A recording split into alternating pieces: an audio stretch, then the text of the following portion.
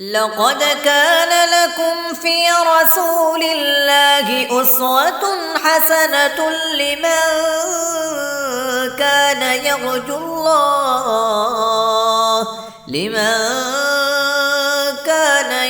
الله واليوم الآخر وذكر الله كثيرا۔ اعوذ باللہ من الشیطان الرجیم، بسم اللہ الرحمن الرحیم۔ امام بخاری کہہ رہے ہیں کہ حدثنا، ہم کو بیان کی عبداللہ بن یوسف نے، قال انہوں نے کہا، اخبرنا مالک، امام مالک جو ہے، یہ مشہور امام مالک جو ہے وہ ہے، ٹھیک ہے۔ امام مالک جو ہے وہ عبداللہ بن یوسف کے استاد ہیں۔ انہوں نے، امام مالک نے کس سے حدیث لی؟ عن ہشام ابن عروہ، ہشام بن عروہ سے انہوں نے حدیث لی۔ تو یہ ہشام کون ہے؟ ہشام جو ہے عروہ کے بیٹے ہیں، ہشام بن عروہ۔ اور یہ عروہ کون ہے؟ عروہ جو تھے وہ حضرت آسمہ بنت ابو بکر کے بیٹے تھے، ٹھیک ہے۔ حضرت زبیر اور حضرت آسمہ بنت ابو بکر کے بیٹے تھے، ہاں، تو یہ ان کے بھانجے تھے، حضرت عائشہ کے بھانجے تھے۔ تو عروہ جو ہے وہ بھانجے ہیں، اور عروہ کے بیٹے ہشام جو ہے وہ عن ابیہ، اپنے باپ یعنی کہ عروہ سے بیان کرتے ہیں حدیث۔ اور عن عائشہ، تو عروہ نے کس سے لیا ہے؟ حضرت عائشہ ام المؤمنین رضی اللہ عنہا، حضرت عائشہ رضی اللہ عنہا سے یہ حدیث سیکھی ہے۔ اور آپ سب کو پتہ ہے کہ حضرت عائشہ ایک اسکالر بھی تھی، اور ان سے بہت سے صحابہ کرام نے علم سیکھا تھا، اور بہت سی احادیث جو ہیں وہ حضرت عائشہ رضی اللہ عنہ نے روایت فرمائی ہے۔ اور ان کی جو روایات ہیں صلی اللہ علیہ وسلم کی جو سیرت کے بارے میں، آپ کے گھر کے حالات کے بارے میں، جو بھی ایسی باتیں جو کہ دوسرے صحابہ نوٹس نہیں کر سکتے تھے، وہ ام المومنین عائشہ رضی اللہ عنہ سے ہمیں وہ انفارمیشن ملی ہے۔ تو یہ اللہ سبحانہ تعالیٰ کا بہت بڑا ہم پر احسان تھا کہ حضرت عائشہ رضی اللہ عنہ جو تھی وہ آپ صلی اللہ علیہ وسلم کی زوجہ تھی، کیونکہ بہت سے لوگوں نے یہ اعتراض کرتے کہ حضرت عائشہ اتنی کم عمر تھی اور رسول اللہ صلی اللہ علیہ وسلم نے ان سے شادی کی۔ تو دیکھیں اس زمانے میں عورتوں کی کافی کم عمر میں شادی ہوتی تھی، اور ایج ڈیفرنس کو کوئی اتنا میٹر نہیں تھا، یعنی کہ بڑی عمر کے آدمی سے 6 سال میں بھی نکاح کر دیتے تھے، لڑکی کا 9 سال میں بھی کر دیتے تھے، اور یہ ایک کسٹم تھی اس زمانے کی، ٹھیک ہے۔ خود رسول اللہ صلی اللہ علیہ وسلم کی جو پہلی زوجہ تھی حضرت خدیجہ، ان کا اور آپ صلی اللہ علیہ وسلم کا بھی بڑا ایج ڈیفرنس تھا، مگر ان کا اپوزٹ تھا، وہ آپ صلی اللہ علیہ وسلم سے کافی بڑی تھی عمر میں، تو یہ ایک نارمل تھا۔ دیکھیں حضرت عائشہ اگر اتنی ینگ نہ ہوتی تو اتنا ان کے اندر جذبہ، انرجی اور ان کی میموری کی شارپنیس اور یہ سب کچھ سیکھنے کی صلاحیت اتنی نہ ہوتی۔ پھر حضرت عائشہ کو اللہ نے ایسی شخصیت دی تھی کہ ان کے اندر بہت کیوریوسٹی تھی علم حاصل کرنے کی، تو یہ ہمارے لیے، امت کے لیے ایک بہت بڑا ذخیرہ ان کی وجہ سے علم کا آیا۔ اور آپ صلی اللہ علیہ وسلم کو بھی ایک خواب میں اشارہ آیا تھا کہ حضرت عائشہ سے شادی کرنی ہے۔ تو اس بات پر بہت سے لوگ جو ہیں وہ نان مسلم یا حدیث کے دشمن اور حضرت عائشہ رضی اللہ عنہ کو ناپسند کرنے والے اس بات پر اعتراض کریں، تو ہمیں مسلمانوں کو یہ علم ہونا چاہیے کہ یہ اللہ سبحانہ تعالیٰ کی طرف سے ایک امت پر احسان تھا کہ حضرت عائشہ رضی اللہ عنہ آپ صلی اللہ علیہ وسلم کے گھر میں تھی، ٹھیک ہے۔ تو حضرت عائشہ فرماتی ہے کہ حارث بن ہشام یہ کون تھے؟ یہ صحابی رسول صلی اللہ علیہ وسلم تھے، اور یہ ابو جہل کے بھائی تھے۔ ابو جہل کا نام سب نے سنا ہے، یہ اسلام کا سب سے بڑا دشمن تھا، اور حارث بن ہشام اس کے سگے بھائی تھے، اور یہ مکہ جب فتح ہوا اس دن مسلمان ہوئے تھے، اور ان کی شہادت جو ہے وہ مسلمانوں کے لیے شام کی فتوحات میں جنگوں کے دوران ان کی شہادت ہوئی تھی۔ ایک بھائی دشمن اسلام تھا اور ذلت کی موت مرا، اور ایک بھائی نے اسلام قبول کیا اور شہادت کا مقام پایا۔ اللہ سبحانہ تعالیٰ ان کے درجات میں بلندی کرے۔ حارث بن ہشام رضی اللہ عنہ نے سوال کیا رسول اللہ صلی اللہ علیہ وسلم، رسول اللہ صلی اللہ علیہ وسلم سے سوال کیا، فقال، تو کہا، یا رسول اللہ کیف یأتیک الوحی، کیفا کیسے، یعنی کیا کیفیت ہوتی تھی، یاتی کا آتی تھی آپ کے پاس، یاتی آتی تھی، کا آپ کے پاس، کا مطلب ہوتا ہے تیرا، ٹھیک ہے. الوحیو وحی آپ کے پاس کیسے آتی تھی، مطلب کیا کیفیت ہوتی تھی وحی کے آنے کی. آپ صلی اللہ علیہ وسلم نے فرمایا فقال، تو فرمایا رسول اللہ صلی اللہ علیہ وسلم، رسول اللہ صلی اللہ علیہ وسلم نے فرمایا احیاناً، احیاناً جو ہے وہ حینا کی جمع. حینا کا مطلب ہوتا ہے عربی میں وقت، جیسے ہم کہتے ہیں نا اس وقت یہ ہو رہا تھا یا اس وقت یہ ہوا، یا تو جو وقت کا لفظ ہوتا ہے یہ عربی میں حینا کہا جاتا ہے، حینا ہا یا نون، اور حینا کی جمع احیاناً. تو بعض اوقات ایسا ہوتا تھا یاتینی آتی تھی، یاتی آتی تھی، نی میرے پاس، مثلا مثال صلصلۃ الجرسی.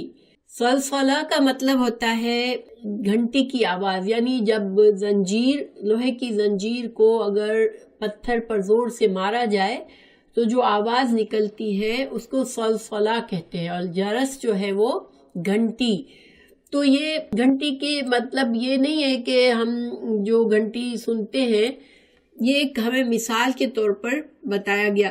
رسول اللہ صلی اللہ علیہ وسلم نے ایک مثال دی سمجھانے کے لیے کہ جس طرح لوہے کی زنجیر کو پتھر پر زور سے مارنے سے آواز نکلتی ہے، یا بڑا گھنٹا جو ہوتا ہے اس کے، آپ کو پتہ ہے اگر گھنٹے کے پاس انسان کھڑا اور اس کے کان کے پاس اگر بڑا گھنٹا بجے تو بہت بھاری قسم کی آواز ہوتی ہے جو ہمارے حواس پر بہت مشکل ہوتی ہے. تو یاتینی مثل صلصلۃ الجرس، صلصلۃ الجرس کی طرح، یعنی کہ گھنٹی کی آواز کی طرح آتی تھی کبھی. وہوا، اور یہ جو آواز ہوتی تھی، یہ کیفیت ہوتی تھی، اشدہ، اشد یہ اکبر، اکبر کا مطلب ہوتا ہے سب سے بڑا، اصغر کا مطلب ہوتا ہے سب سے چھوٹا، احمد سب سے زیادہ تعریف کیا ہوا. تو اشد، اشد اسی وزن سے بنا ہے، اس کا مطلب ہے سب سے زیادہ شدید. ہو کا مطلب تھا وہی، یعنی وہی میں جو بھی طریقے آئے وہی کے، یہ سب سے زیادہ شدید طریقہ ہوتا تھا جبکہ مجھے جس وقت مجھے یہ آواز سنائی دیتی تھی. فیفسمو، فسما کا مطلب ہوتا ہے قطع ہونا، قطع منقطع ہونا، ایسی چیزوں جو قطع ہونے کے بعد دوبارہ بھی شروع ہو، ٹھیک ہے، کیونکہ وہی آتی جاتی رہتی تھی نا آپ صلی اللہ علیہ وسلم کے پاس. تو فیفسمو، تو جب منقطع ہوتی، یعنی کہ جب یہ سلسلہ ختم ہوتا وہی کا، انی مجھ سے، وقد تو تحقیق، وعیتو، وعیتو کا مطلب ہوتا ہے محفوظ ہو جانا، ٹھیک ہے، عنہ اس کو، یعنی آپ صلی اللہ علیہ وسلم کے قلب مبارک پر وہ وحی جو تھی وہ محفوظ ہو جاتی تھی، عنہ اس فرشتے سے. ہو ضمیر فرشتے کی طرف جا رہی ہے، اس فرشتے کی طرف سے جو کلام آیا ہوتا ہے اللہ کا وہ مجھے میرے دل میں محفوظ ہو چکا ہوتا ہے. ماں جو قالا، جو اس نے کہا، ٹھیک ہے. وقد وعیت عنہ ما قال، جو کچھ بھی اس فرشتے نے کہا وہ مجھے میرے دل میں محفوظ ہو جاتا. تو واحیاناً، اور بعض اوقات، یتمثلو، وہ یتمثلو مثل سے ہے یعنی کسی کی شکل کا ہم شکل ہو جانا، ٹھیک ہے، کسی کی شکل کو اختیار کر لینا. فرشتہ جو تھا وہ شکل اختیار کر لیتا تھا، لی میرے لیے، الملک فرشتہ، رجلن یعنی انسان کی شکل اختیار کر لیتا تھا. فیکلمونی، پھر وہ فرشتہ مجھ سے بات کرتا تھا کلام سے، پس وہ کلام کرتا تھا مجھ سے، فعی، تو میں اس کو پھر یاد کر لیتا تھا. یہ سیم روٹ ہے، وعی تو اور آئی میں آپ صلی اللہ علیہ وسلم کانشیسلی اس وحی کو یاد کر لیتے تھے غور سے سن کر، اور وعی تو آپ صلی اللہ علیہ وسلم کے دل پر خود سے محفوظ ہو جاتی تھی، ٹھیک ہے. یہ فرق ہے اس دونوں الفاظ میں. جو سلسلۃ الجرس سے جو وحی کا آغاز ہوتا تھا وہ آپ کے دل پر اترتی تھی وہ وحی، اور وہ آپ کو محفوظ ہو جاتی تھی.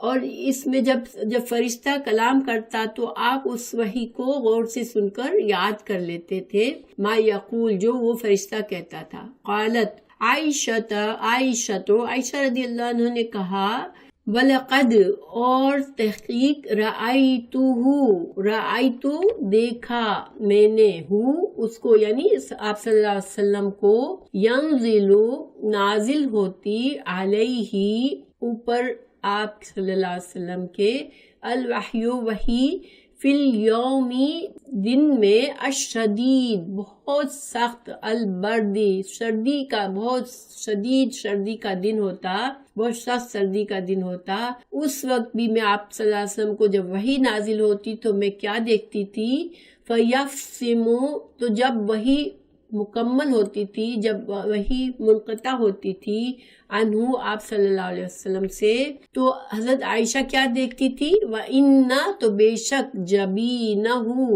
جبین کہتے پیشانی کو آپ صلی اللہ علیہ وسلم کی پیشانی لَيَتَفَصَّدُ البتہ فسد کہتے ہیں خون کی رگ کا پھٹ جانا میں نے غلطی سے فسم پر کہہ دیا تھا فسم کا مطلب ہوتا ہے کہ منقطع ہونا وہی کا منقطع ہونے کے لیے آیا تھا اور یتفصد یعنی کہ یہ سلسلہ جب بہہ جانا یعنی کہ جس طرح اس تیزی کے ساتھ پسینہ بہتا تھا جیسے کہ کسی کی رگ پھٹ گئی ہو اور خون بہ نکلے اس طرح سے پسینہ بہتا تھا تو یہ حضرت عائشہ رضی اللہ عنہا نے اس کیفیت کو دیکھا اور اسے ہمیں بتایا ٹھیک ہے تو یہ جو ٹکڑا ہے یہ دوسری حدیث کے طور پر بھی موجود ہے اور اس حدیث کے ساتھ بھی حضرت عائشہ رضی اللہ عنہا نے جب یہ حدیث بیان کی تو یہ ٹکڑا ساتھ میں بیان کیا تھا کہ یہ اس طرح سے ہوتا ہے کیفیت بتائی تھی اب جو ہے ایک بار روانی کے ساتھ میں حدیث پڑھ کے سنا دیتی ہوں تاکہ آپ لوگوں کو عربی پڑھنے میں آسانی ہو انشاءاللہ حدثنا عبداللہ بن یوسف قال اخبرنا مالک عن هشام بن عروة عن أبيه عن عائشة أم المؤمنين رضي الله عنها أن الحارث بن هشام رضي الله عنه سأل رسول الله صلى الله عليه وسلم فقال يا رسول الله كيف يأتيك الوحي فقال رسول الله صلى الله عليه وسلم أحيانا يأتيني مثل صلصلة الجرس وهو أشده علي فيفصم عني وقد وعيت عنه ما قال وأحيانا يتمثل للملك رجلا فيكلمني فأعي ما يقول قالت عائشة رضي الله عنها وَلَقَدْ رَأَيْتُهُ يَنْزِلُ عَلَيْهِ الْوَحْيُ فِي الْيَوْمِ الشَّدِيدِ الْبَرْدِ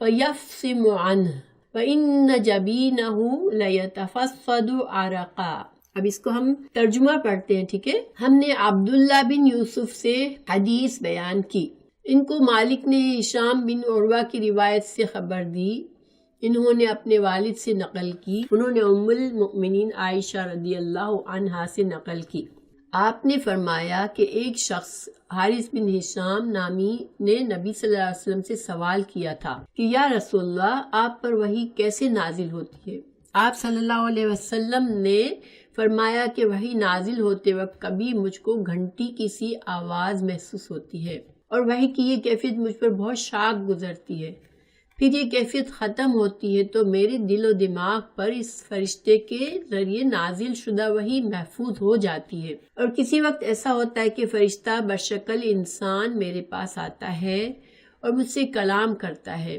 پس میں اس کا کہا ہوا یاد رکھ لیتا ہوں عائشہ رضی اللہ عنہا کا بیان ہے کہ میں نے سخت کڑاکے کی سردی میں نبی کریم صلی اللہ علیہ وسلم کو دیکھا ہے کہ آپ صلی اللہ علیہ وسلم پر وحی نازل ہوئی اور جب اس کا سلسلہ موقوف ہوا تو آپ صلی اللہ علیہ وسلم کی پیشانی پسینے سے شرابور تھی اور اس حدیث میں وحی نازل ہونے کے دو طریقے بیان ہوئے ایک تو آپ کو گھنٹی کی آواز سنائی دیتی تھی اور دوسری فرشتہ انسان کی شکل میں آتا تھا یہ دو طریقے لیکن اور حدیثیں ابھی ہم پڑھیں گے جس میں حدیث کی وحی کے نزول کی دوسری صورتیں بھی آئیں گی اس وجہ سے میں نے وحی کے بارے میں ایک بار تفصیل سے بتانا چاہ رہی ہوں ٹھیک ہے تو وحی کیا ہے دیکھیں وحی اللہ سبحانہ تعالیٰ نے ہمارے لیے جس طرح زمین سے ہمارے جسم کی غذا مہیا کی، اللہ ہمارا خالق ہے، اسے معلوم ہے کہ ہمارے جسم کے لیے غذا کی ضرورت ہے، اور جو بھی جسم کی ضروریات ہے وہ اللہ نے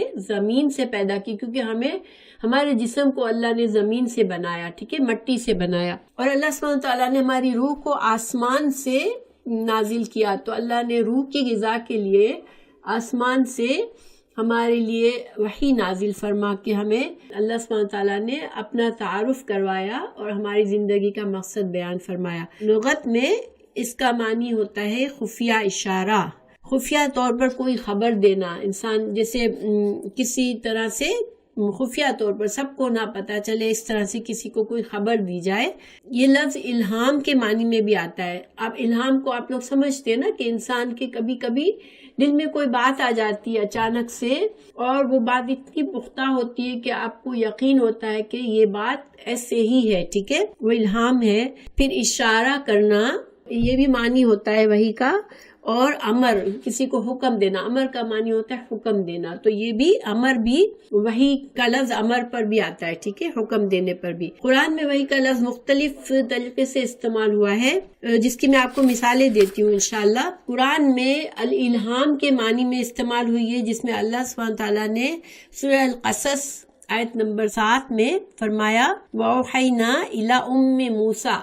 دیکھیں، موسیٰ علیہ السلام کی والدہ کی طرف ہم نے وحی کی، تو موسیٰ علیہ السلام کی والدہ جو تھی وہ پیغمبر نہیں تھی، وہ ایک خاتون تھی، حضرت اللہ کے نبی کی والدہ تھی، تو ان کے اوپر یہ نہیں کہ فرشتے نے آ کر وحی سنائی، ان کے دل میں اللہ نے بات ڈالی تھی کہ جب حضرت موسیٰ علیہ السلام خطرے میں تھے تو اللہ تعالیٰ نے ان کے دل میں بات ڈالی کہ کس طرح سے حضرت موسیٰ علیہ السلام کی حفاظت کرنی ہے۔ تو اس الہام کو اللہ سبحانہ وتعالیٰ نے وحی کے لفظ سے بیان فرمایا ہے، وَأَوْحَيْنَا، ہم نے وحی کی إِلَىٰ أُمِّ مُوسَىٰ، موسیٰ کی طرف۔ اچھا، وحی کا دوسرا معنی قرآن میں استعمال ہوا ہے، وحی بمعنی جبلت۔ جبلت کیا ہوتی ہے؟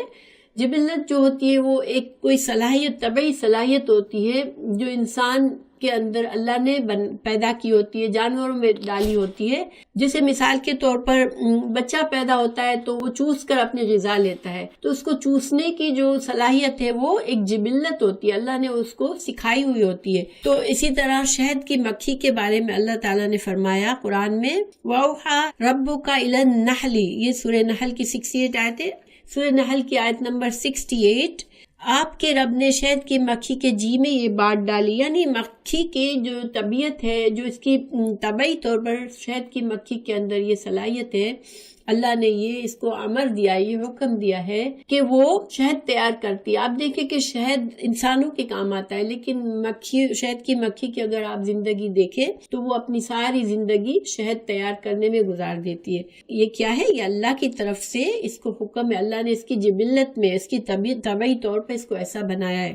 سورہ مریم میں اللہ تعالیٰ نے فرمایا فَخَرَجَ عَلَىٰ قَوْمِهِ مِنَ الْمِحْرَابِ فَأَوْحَىٰ إِلَيْهِمْ، محراب سے نکل کے زکریا علیہ السلام نے اپنی قوم کو اشارہ کیا، تو اوحا اشارہ کیا۔ پھر وحی بمانی کونی امر، اللہ تعالیٰ کی طرف سے جو جامد چیزیں، جیسے سورج جاندار چیز نہیں ہے، ایک جامد چیز ہے، زمین بھی جامد ہے۔ ہم دیکھتے ہیں سورج ہمیشہ مشرق سے نکل کے مغرب میں غروب ہوتا ہے، اور قیامت کے وقت وہ اللہ تعالیٰ کے حکم سے مغرب کی طرف سے نکلے گا، یہ قیامت کی بڑی نشانیوں میں سے ہے۔ تو اللہ تعالیٰ نے قرآن میں فرمایا یومئذ تحدث اخبارها بان ربک اوحی لها، سورہ زلزلہ آیت 4 اور 5 میں اللہ تعالیٰ نے فرمایا جس دن زمین اپنے اندر کی خبریں بیان کرے گی کیونکہ اس کے رب نے اسے حکم دیا ہے۔ تو یہاں پر زمین جو ہے ہر چیز اپنے اندر سے نکال دے گی، سارے زمین کے اندر چھپی ہوئی چیزیں باہر آ جائے گی، یہ اللہ کا حکم ہوگا۔ تو اللہ نے اس حکم کو وحی کا لفظ سے استعمال کیا ہے، ٹھیک ہے۔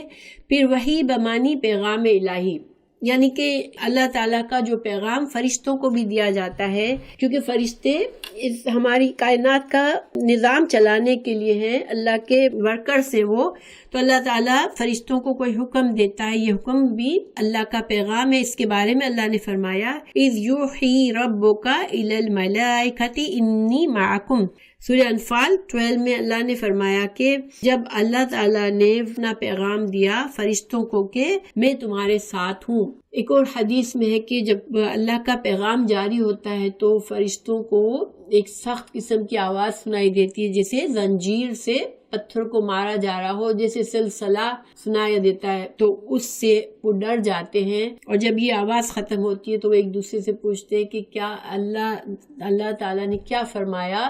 حضرت جبرائیل ان کو بتاتے ہیں اللہ کا حکم کہ اللہ نے حق فرمایا۔ اس وجہ سے یہ جو سلسلۃ الجرس اس حدیث میں آیا ہے نا، تو کچھ علماء نے یہ کہا کہ یہ جو آپ صلی اللہ علیہ وسلم کو گھنٹی کی آواز سنائی دیتی تھی، تو یہ کلام باری تعالیٰ کے کلام کی آواز ہے، ٹھیک ہے، اور کچھ نے کہا کہ یہ فرشتوں کے پروں کی آواز ہے، لیکن واللہ عالم یہ سارے قیاس ہیں، اس کے بارے میں کوئی سالڈ چیز ہمیں آپ صلی اللہ علیہ وسلم نے نہیں بتائی کہ یہ آواز کس چیز کی ہوتی تھی۔ حکمت کے بارے میں علماء نے یہ کہا ہے کہ اتنی سخت آواز سن کے آپ صلی اللہ علیہ وسلم دنیا کے اور چیزوں کی طرف سے آپ کے حواس جو تھے وہ معطل ہو جاتے تھے، آپ کو صرف حدیث کی طرف جو کلام الہی آپ پر نازل ہو رہا ہوتا ہے، بس اس کے سوا آپ کو دنیا کی باتیں اس وقت آپ دنیا کی طرف آپ کا دھیان نہیں ہوتا ہے۔ تو یہ سینس بنتا ہے، کیونکہ جب بہت شدید قسم کی آواز کوئی ہمارے کان میں پڑتی ہے تو ہم وقتی طور پر اس آواز کی وجہ سے ہمارے حواس اتنے متاثر ہوتے ہیں کہ ہم دوسری چیزوں کی طرف سے بے خبر ہو جاتے ہیں اور بس اسی کی طرف دھیان چلا جاتا ہے۔ تو یہ سارے علماء نے غور و فکر کیا ہے، لیکن واللہ عالم اللہ سبحانہ تعالیٰ صحیح جانتے ہیں۔ بس یہ کہ انسان علم حاصل کرنے کے لیے غور و فکر کرتا ہے تو ہم اسی حد تک اس کو لے سکتے ہیں، ٹھیک ہے۔ پھر شرعی طور پر وحی جو ہے، جو شرعی احکامات کی وحی بھی ہے، تو وہ بھی اللہ تعالیٰ نے یہ وہی پیغام الہی ہے، اور اللہ تعالیٰ اپنے انبیاء کو کسی شرعی حکم کے بارے میں آگاہ کرتے تھے۔ یہ جو یہاں پر دو طریقے بتائے گئے کہ گھنٹی کی آواز کے بعد آپ پر وحی آتی تھی یا فرشتہ انسان کی طرف آتا تھا، اس کے علاوہ آپ صلی اللہ علیہ وسلم کے دل پر بات القا کر دی جاتی تھی، یعنی کہ کسی چیز کا حکم قرآن کی وحی کے علاوہ باتیں آپ کے دل میں پختہ ارادے، پختہ خیالات آتے تھے جو اللہ کی طرف سے ایک خفی وحی ہوتی تھی، ٹھیک ہے۔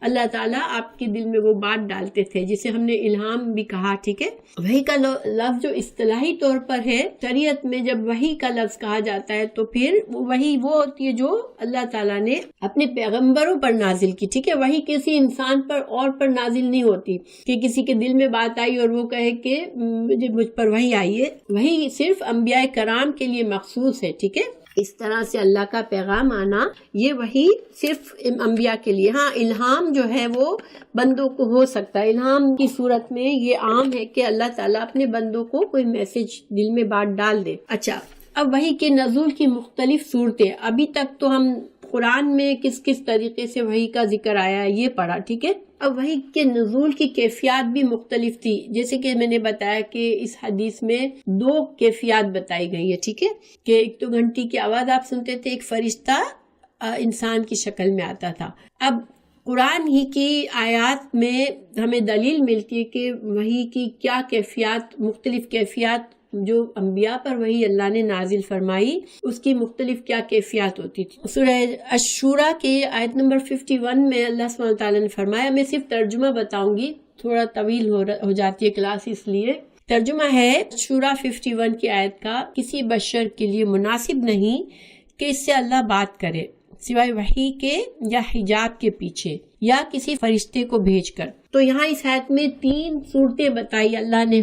بشر جو ہے، ایک انسان اس دنیا کی زندگی میں اللہ سے ڈائریکٹ کلام نہیں، یعنی اللہ اس سے ڈائریکٹ کلام نہیں کرتا، جس طرح کہ ہم اللہ کی طرف دیکھ کوئی انسان بات کرے اور اللہ تعالیٰ اس کو جواب دے رہا ہے، اس طرح سے انسان نہیں کر سکتا کہ اللہ کو دیکھے بھی اور اللہ سے کلام کرے، کیونکہ اللہ سبحانہ تعالیٰ کو دیکھنا یہ جنت میں تو ہوگا، ٹھیک ہے، اللہ تعالیٰ جنتیوں کو اپنا دیدار کرائیں گے، مگر دنیا میں اللہ تعالیٰ بندوں کو اپنا دیدار نہیں کرایا۔ تو اللہ تعالیٰ نے وحی نازل کی، یعنی کہ اللہ نے دل میں بات ڈالی۔ وحی یہاں پر مطلب ہے کہ انبیاء کرام کے دل میں وحی بات ڈال دی، کوئی کہ یہ شریعت کی بات سمجھا دی یا کوئی حکم بتا دیا۔ تو ایک تو یہ طریقہ اس آیت میں پتہ چلتا ہے۔ دوسرا، حجاب کے پیچھے جیسے کہ آپ اللہ سبحانہ تعالیٰ کلام کرے بندے سے، جیسے حضرت موسیٰ علیہ السلام سے اللہ نے کلام کیا، مگر وہ کلام کیسا تھا؟ حضرت موسیٰ علیہ السلام اللہ کو دیکھ نہیں سکے تھے، کہ دل میں خواہش بھی آئی کہ اللہ مجھے دیکھنا ہے تجھے، مگر وہ دیکھ نہیں پائے، بے ہوش ہو گئے، تو اللہ تعالیٰ حجاب میں، پردے میں بندے سے، کسی بندے سے کلام کرے، تو اس کی مثال جو ہے وہ ابھی آگے بتاتی ہوں میں آپ کو انشاءاللہ اس کی مثالیں۔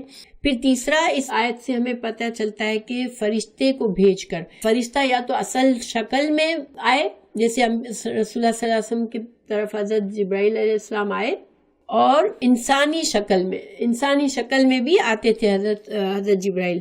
اچھا، سورہ فتح 27 میں ہے، یہ دوسرا طریقہ بتایا اس میں، اللہ تعالیٰ نے اپنے رسول کا خواب سچا کر دکھایا۔ تو یعنی کہ ایک خواب کے بارے میں کہ انبیاء کرام کے خواب کیا ہوتے ہیں، وہ وہی ہوتے ہیں اللہ کی طرف سے، کہ اگر اللہ نے چاہا تو تم سب ضرور مسجد حرام میں داخل ہوں گے۔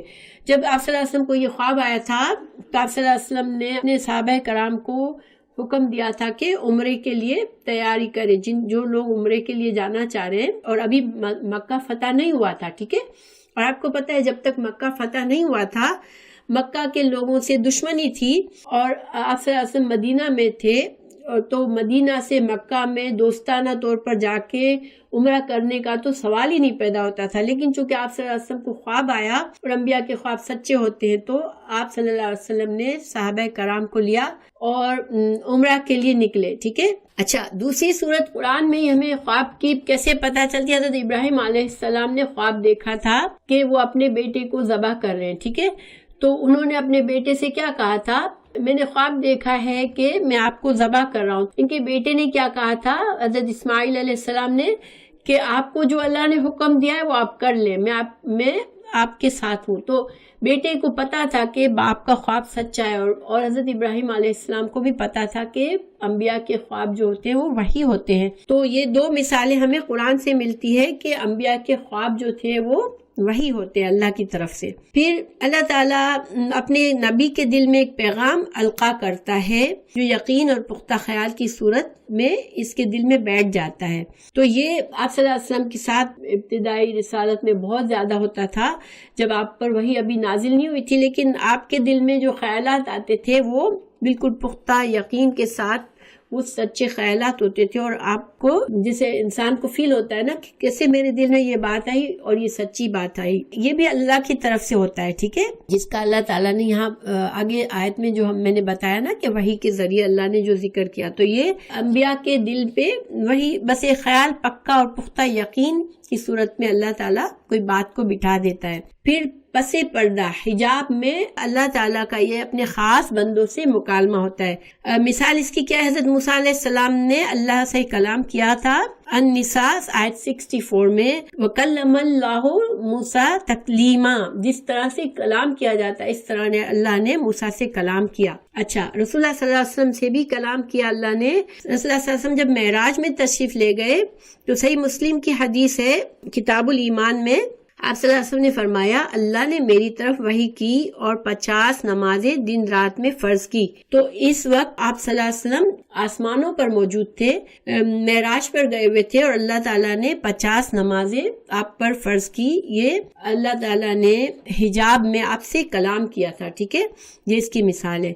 پھر وہی بذریعہ جبریل امین، یہ وحی کا ذریعہ چوتھا، جس میں اللہ تعالیٰ نے فرمایا کہ فرشتے کے ذریعے، تو جبرائیل علیہ السلام کے ذریعے اللہ نے قرآن وحی کیا، جو آپ صلی اللہ علیہ وسلم کو حالت بیداری میں نازل ہوتا تھا۔ یہ وہی انداز تھا جو کہ آپ صلی اللہ علیہ وسلم نے اس حدیث میں بیان کیا کہ مجھے گھنٹی کی سی آواز سنائی دیتی تھی، تو یہ قرآن کا نزول ہوتا تھا اور اللہ تعالیٰ نازل فرماتا تھا۔ اللہ تعالیٰ کا کلام جوں کا تو، جس طرح سے اللہ تعالیٰ نے فرمایا، نہ ایک زیر زبر کے فرق کے بغیر جبرائیل نے آپ صلی اللہ علیہ وسلم تک پہنچایا وہ وحی، اور آپ صلی اللہ علیہ وسلم نے بھی جبرائیل امین سے حاصل کرنے کے بعد بالکل اسی طرح صحابہ کرام کو پڑھ کر سنا دیا۔ تو جب قرآن کی وحی نازل ہوتی تھی تو آپ صلی اللہ علیہ وسلم لکھوا بھی دیتے تھے اور بہت سے صحابہ یاد بھی کر لیتے تھے، اور جس طرح سے وہ کلام نازل ہوتا اس میں بغیر کسی فرق کے اس کلام کو یاد کیا جاتا تھا اور اس کو محفوظ کیا جاتا تھا۔ یہ قرآن کی وحی تھی تو کاتب وحی اس کو لکھ بھی لیتے تھے، ٹھیک ہے، اور بہت سے صحابہ اسی وقت اپنے سینوں میں محفوظ کر لیتے تھے۔ اور اس وحی کو وحی مطلوع بھی کہتے ہیں، مطلوع، میم تا لام واو، مطلوع سے مطلب ہے کہ جس کی تلاوت کی جاتی ہے۔ تو قرآن کریم کی جو وحی ہے اس کے ایک لفظ بھی تلاوت کرتے ہیں تو بغیر سمجھے بھی ہم قرآن پڑھتے ہیں تو ہمیں ایک ایک حرف پر کتنی نیکیوں کا ثواب ہے؟ 10 نیکیوں کا ثواب ملتا ہے. ٹھیک ہے. تو اس وحی کو وحی مطلوع کہتے ہیں اور اس کو وحی جلی بھی کہتے ہیں اور یہ قرآن مجید کی شکل میں الحمدللہ ہمارے پاس موجود ہے. ٹھیک ہے. اور وحی کے نزول کی یہ کیفیت جو تھی وہ خاص ہوتی تھی. ٹھیک ہے. جو کہ اس حدیث میں بیان کی ہے کہ اس میں گھنٹی کسی آواز سنائی دیتی تھی آپ صلی اللہ علیہ وسلم کو، اور جو صحابہ کرام آپ کو دیکھ رہے ہوتے تھے ان کو نظر آتا تھا آپ کی کیفیت بدل جاتی تھی، آپ کی سانس بہت تیز ہو جاتی تھی، جیسے کہ ایک سویا ہوا انسان گہری گہری سانسیں لیتا ہے، کچھ خراٹوں کی سی آواز آتی ہے، تو ایسی آپ کی کیفیت ہو جاتی تھی حالانکہ آپ سوئے ہوئے نہیں ہوتے تھے. اور جو صحابہ کرام آپ کے نزدیک ہوتے تھے ان کو شہد کی مکھیوں کی بنبناٹ سی آواز سنائی دیتی تھی. ٹھیک ہے. آپ صلی اللہ علیہ وسلم کو تو گھنٹی کی آواز سنائی دیتی تھی لیکن صحابہ کرام کو شہد کی مکھیوں کی سی بنبناٹ سنائی دیتی تھی. تو یہ قرآن کی وحی ہے جو کہ اس حدیث میں ہمیں اس کا ثبوت ملتا ہے. ٹھیک ہے. جبرائیل علیہ السلام جب انسانی شکل میں آتے تھے اور اللہ کے احکامات دیتے تھے. ٹھیک ہے. تو یہ وحی جو تھی وہ احادیث کی طرح ہوتی تھی، یعنی کہ قرآن کی تفسیر سمجھاتے تھے، قرآن میں جو احکامات مختصر ہیں ان کی تفصیل سمجھاتے تھے، یہ سب وحی سے ہوتا تھا. اور حضرت جبرائیل جو تھے وہ کبھی انسانی شکل میں آتے تھے آپ صلی اللہ علیہ وسلم کے پاس. اور اس میں کہا جاتا ہے کہ ایک صحابی تھے داہیہ قلبی، ان کی شکل میں اکثر آتے تھے. اس کے علاوہ بھی ایک حدیث جبرائیل نام کی حدیث ہم انشاءاللہ پڑھیں گے، اس میں حضرت جبرائیل نے ایک عربی کی شکل اختیار کی تھی. ٹھیک ہے. تو مختلف شکلوں میں حضرت جبرائیل آتے تھے اور وحی نازل ہوتی تھی. اور قرآن میں اس وحی کو حکمت کا نام دیا گیا ہے. حکمت. ٹھیک ہے. آپ صلی اللہ علیہ وسلم کی جو احادیث ہے اس کو حکمت کا نام دیا گیا ہے. اور یہ وحی جو ہے وہ غیر مطلوع ہے. غیر مطلوع کا کیا مطلب ہے کہ جس طرح قرآن کی تلاوت سمجھے بغیر بھی اگر پڑھتے ہیں تو ہمیں اجر و ثواب ملتا ہے. اگر ہم بیٹھ کے حدیث کی تلاوت اس طرح کریں تو یہ سیم اجر و ثواب اس کا نہیں ہے. ظاہری بات ہے حدیث سیکھنے کا اپنا ثواب ہے، اس کو سمجھنا، اس پر عمل کرنا، اس کو سیکھنا سکھانا، یہ سب اجر و ثواب کام ہے. مگر جو قرآن کے ہر لفظ پر 10 نیکیاں ملتی ہے وہ اس حدیث پر نہیں ہے. ٹھیک ہے. اس وجہ سے اس کو وحی غیر مطلوع کہتے ہیں. حضرت جبرائیل علیہ السلام کو آپ صلی اللہ علیہ وسلم نے ان کی اصلی صورت میں بھی دیکھا ہے. ٹھیک ہے. 2 مرتبہ دیکھا ہے. ایک جب آپ صلی اللہ علیہ وسلم معراج پر جا رہے تھے تو سدرۃ المنتہا کی طرف آپ کو دیکھا تھا، حضرت جبرائیل کو ان کی شکل میں دیکھا تھا. آخری بات یہ کہ اللہ تعالیٰ نے جو بھی وحی نازل فرمائی، چاہے غیر مطلوع، چاہے مطلوع، چاہے وحی خفی و جلی، اللہ نے خود ہی ان کی حفاظت کی. ٹھیک ہے. اللہ نے ایسے بندے پیدا کیے جنہوں نے قرآن کی بھی حفاظت کی اور حدیث کی بھی حفاظت کی. اور آج ہمارے پاس سارا دین کا علم اسی وجہ سے موجود ہے کہ اللہ نے اس کی حفاظت کی ہے. تو ایون دو بہت سی چیزیں دین میں ہمیں بعض اوقات صحیح نہیں ملتا، لیکن یہ نہیں ہے کہ صحیح محفوظ احادیث نہیں ہے موجود یا قرآن صحیح شکل میں محفوظ نہیں ہے. حالانکہ دشمن اسلام اور دشمن حدیث نے بھی اپنی کوششیں کی ہے، لیکن اللہ تعالیٰ اپنے نیک بندوں کو جو کاوش سے محنت سے علم حاصل کرنا چاہتے ہیں تو ان کے لیے یہ محفوظ ہے. یہ صحیح بخاری، صحیح مسلم، اللہ نے ایسے بندے پیدا کیے جنہوں نے اس حدیث کے علم کو بھی محفوظ کرا، اور قرآن کو بھی اللہ تعالیٰ نے بے شمار لوگوں کے دلوں میں محفوظ کر دیا. اب ایک بات یہ سمجھنی ہے کہ امام بخاری نے اپنی کتاب کا آغاز وحی کے باب سے شروع کیا، اس کا کیا مقصد ہے؟ تو امام بخاری نے اس بات کی طرف اشارہ کیا ہے کہ اللہ کے بندوں کا اپنے رب سے پہلا معاملہ جو ہے وہ کیا ہے؟ وحی کے ذریعے ہوا ہے. یعنی اللہ تعالیٰ نے بندوں کو پیدا کیا، پھر وحی کے ذریعے اللہ نے انبیاء سے پیغام بھیجا اور بندوں کو ایمان کے بارے میں بتایا، علم کے بارے میں بتایا، عمل کے بارے میں بتایا. تو گویا وحی جو ہے وہ پہلی چیز ہے، پھر ایمان ہے، پھر عمل ہے، پھر علم ہے، پھر عمل ہے. تو اسی طرح امام بخاری نے اپنی کتاب میں جو کتابت کی ہے، تو ہم دیکھیں گے کہ پہلے وحی کا کتابت کی ہے، وحی کی کتاب درج کی ہے، اس کے بعد ایمان کے متعلق ساری احادیث بیان کی ہے، اس کے بعد علم کے بارے میں ساری احادیث بیان کی ہے، اس کے بعد عملی معاملہ شروع ہوتا ہے تو عمل کی باتیں بتائیے.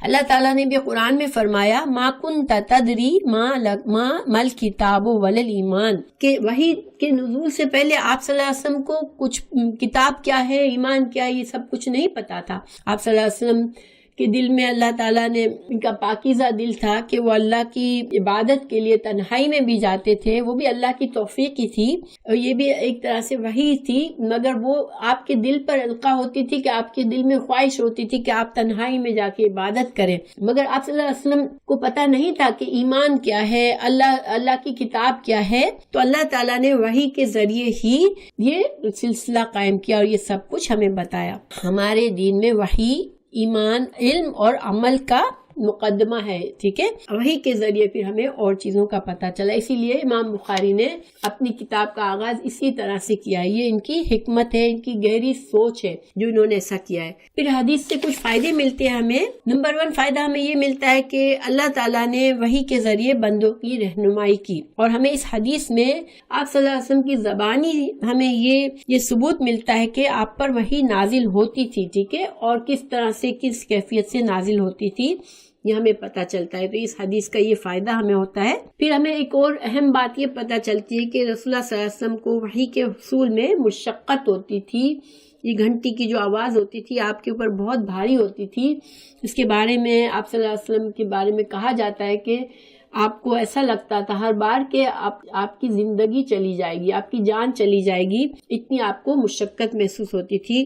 تو ہمارے لیے اس میں سبق یہ ہے کہ آپ صلی اللہ علیہ وسلم کے درجات اللہ نے بلند کیے، تکلیفیں آپ نے برداشت کی اس دین کے لیے، اور ہمیں بھی اگر اللہ کے دین کا سیکھنا ہے تو ہمیں کوئی تکلیف محسوس ہو، کوئی مشکل آئے، کوئی ہمارے اوپر اس کی وجہ سے ہمیں کچھ قربانیاں دینی پڑے، تو ہمیں اللہ پر بھروسہ کرنا چاہیے اور انشاءاللہ نیت کرنی چاہیے کہ اللہ اس کے ذریعے ہمارے درجات بھی بلند کرے گا انشاءاللہ. آمین.